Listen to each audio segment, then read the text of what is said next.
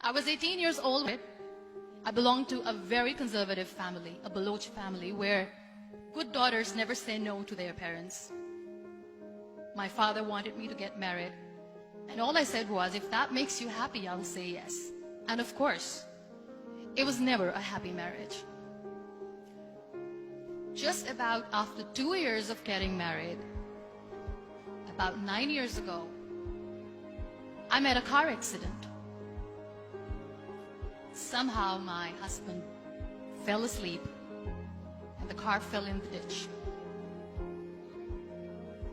He managed to jump out, saved himself. I'm happy for him. But I stayed inside the car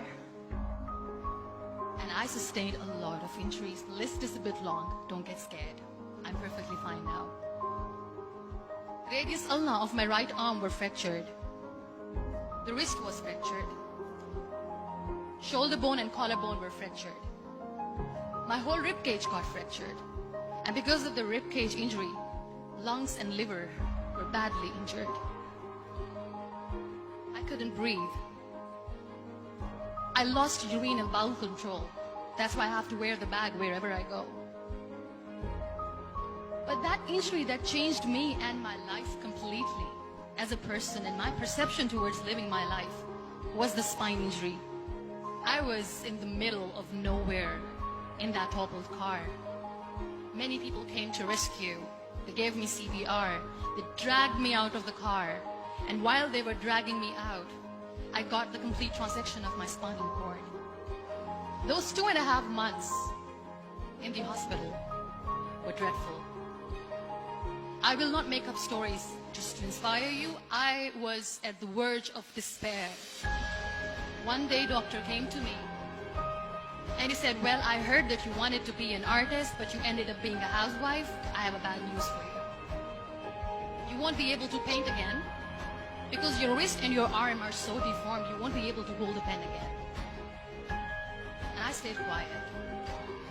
Next day, doctor came to me and said, your spine injury is so bad, you won't be able to walk again. I took a deep breath. I decided it's all right. The next day, doctor came to me and said, because of your spine injury and the fixation that you have in your back, you won't be able to give birth to a child again. That day, I was devastated. I still remember, I asked my mother, why me? And that is where I started to question my existence. Why am I even alive? What's the point of living? I cannot walk, I cannot paint, fine, I cannot be a mother. And we have this thing in our heads being women that we are incomplete without having children. I am going to be an incomplete woman for the rest of my life. What's the point? One day I asked my brothers, I know I have a deformed hand, but I'm tired of looking at these white walls in the hospital and wearing these white scrubs. I'm getting tired of this. I want to add more colors to my life. I want to do something. Bring me some colors. Bring me some small canvas. I want to paint.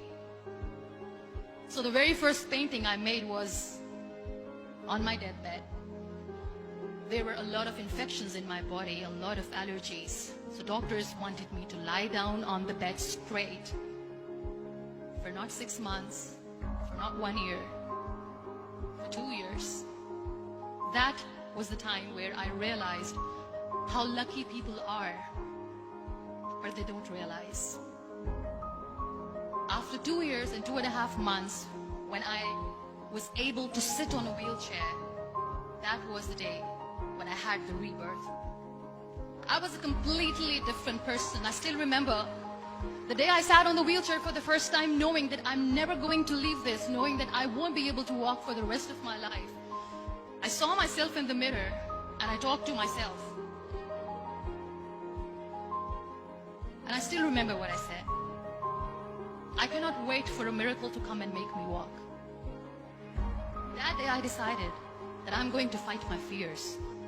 We all have fears. Fear of unknown, fear of known, fear of losing people, fear of losing health, money. We want to excel in career. We want to become famous. We want to get money. We are scared all the time. So I wrote down one by one all those fears. And I decided that I'm going to overcome these fears one at a time. Do you know what was my biggest fear? Divorce. I was trying to cling on to this person who didn't want me anymore, but I said no. I have to make it work. But the day I decided that this is nothing but my fear, I liberated myself by setting him free. And I made myself emotionally so strong that the day I got the news that he's getting married, I sent him a text that I'm so happy for you and I wish you all the best. And he knows that I pray for him today. My biggest fear, number 2, was I won't be able to be a mother again. And that was quite devastating for me.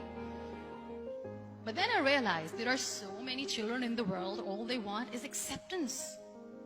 So there is no point of crying, just go and adopt one. And that's what I did. I gave my name in different organizations, different orphanages. 2 years later, I got this call from a very small city in Pakistan. I got a call and they said, "Are you Muniba Mazari? There is a baby boy and would you like to adopt?" And when I say yes, I could literally feel the labor pain. I said, yes, I am going to adopt him. I am coming to take him home. And that day, I was 2 days old, and today he's 6. So I decided that instead of starting an NGO for disability awareness, which I know will not help anyone, I started to appear more in public. I started to paint. I always wanted to.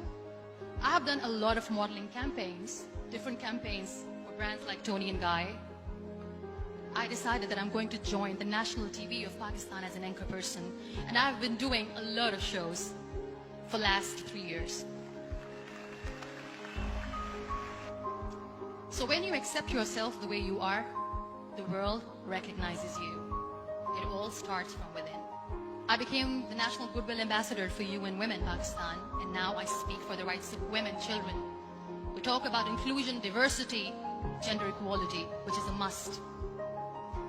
I was featured in BBC 100 Women for 2015. I'm one of Forbes 30 under 30 for 2016. We always expect ease from life. We have this amazing fantasy about life. This is how things should work. This is my plan. It should go as per my plan. If that doesn't happen, we give up. So my dear friends, let me tell you one thing. I never wanted to be on the wheelchair.